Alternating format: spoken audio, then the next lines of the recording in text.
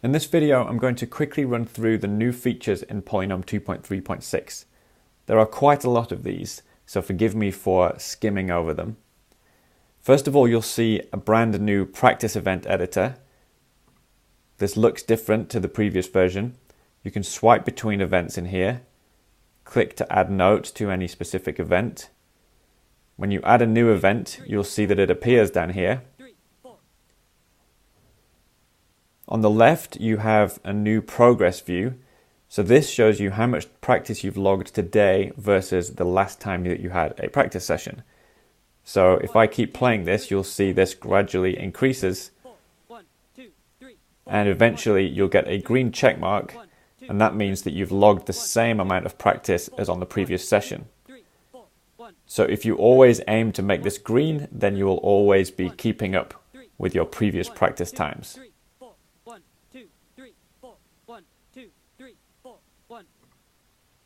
So that's a good thing to aim for.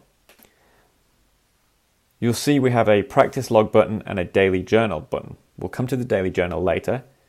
The practice log button will ask you if you want to view the log for everything, or the currently loaded preset, or the currently loaded playlist. So let's view for everything. You can see here the filter is on everything, and it shows the date range and the BPM range. And down here we have these nice looking statistics. So today we've logged 2 minutes, and 2 days ago we also logged 2 minutes, so I've matched that time. In the last 7 days I've logged 5 minutes. In the previous 7 days I logged 2 hours and 4 minutes. So the idea here would be to keep all of these progress rings green, which means that you're always keeping up with the previous period. You can click on any of these to view the events that make those up. So for example, this says we logged 2 minutes today. That's made up of these events. And 2 days ago we logged 2 minutes, and that's made up of those events. And for this 7-day period we've logged 5 minutes, and that's made up of these events. And this is the total time logged. And then streaks. So I've got a 1-day streak, which is just today. And my previous longest streak was 65 days. So if I tap on that, 28th December to 2nd of March, I logged some practice every day. And then we have the maximum tempo logged. And then you have practice reports down here, and you can click to view events that have notes. And you can view and edit the notes in here. So the next cool thing about this is you can add goals for either everything or for specific presets. So let's add a general goal for everything. Tap where it says view previous period and set a goal. So here you can set an open goal, which is just you want to aim to get so many hours a day or a week or a month. So let's say we want to log 4 hours a week, and then just hit done. You'll see that works out at about 34 minutes a day, 4 hours for the week. And the progress ring then shows you how close you are to hitting that goal. Let's change it again. This time we'll add a target time. So we'll do 4 hours a week, and we want to get to 10 hours in total. We'll apply that. So this says the goal is complete because I've logged 201 hours. So that's taking into account all of the practice events I've ever logged.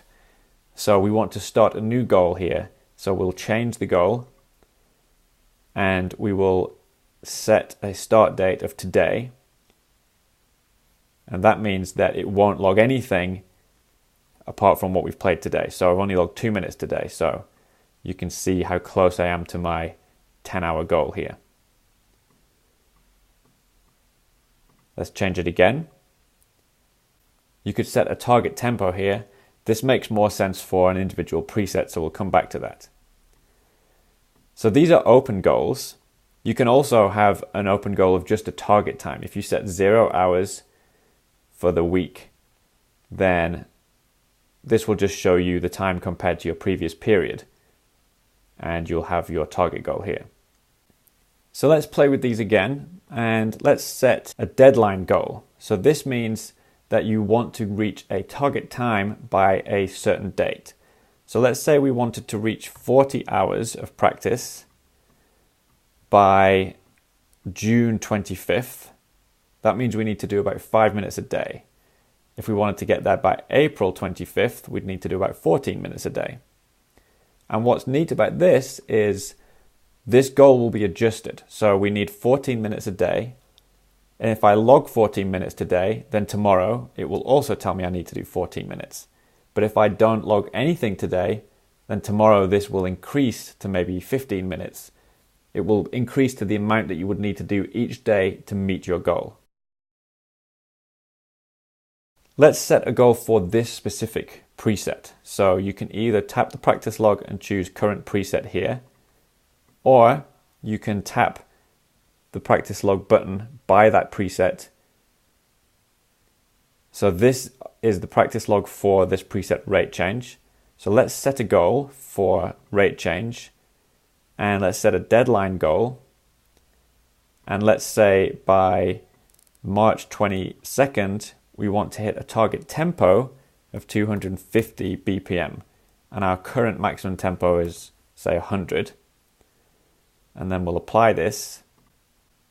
So this is telling us that we need to do 1 hour, 25 minutes a day.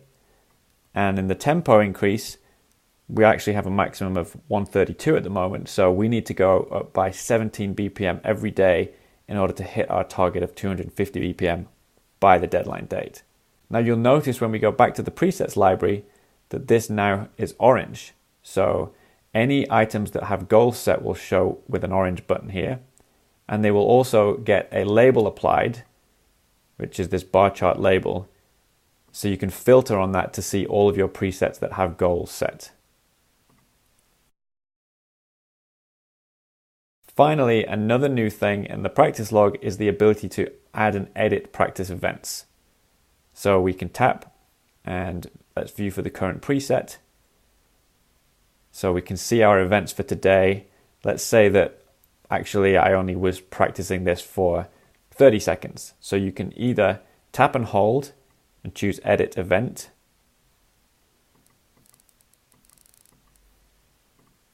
or you can go to edit and tap the event you want to edit. That does the same thing. And you can add a new event in here, choose the date and the time, and you can choose the tempo down here, and this will be entered for the currently loaded preset. And then we have the daily journal. The daily journal is basically a page in a diary for every day. And you can see in the calendar the dates for which you have notes. And you can swipe between those like this. You can view the day's events by clicking on that button, so nothing logged on that day. And if you want to add a daily journal event for a date, just click on an empty date and it will give you the option to add a journal entry. You can change the text size here, and you can delete an event with the trash button. I added an alternative timer sound. You can click on this bell icon to choose between kitchen timer and meditation bell. If you want to practice something that doesn't require a click, you can just mute everything in here. Use this just to time, for example, piano practice or meditation or whatever you like. And when the timer runs out,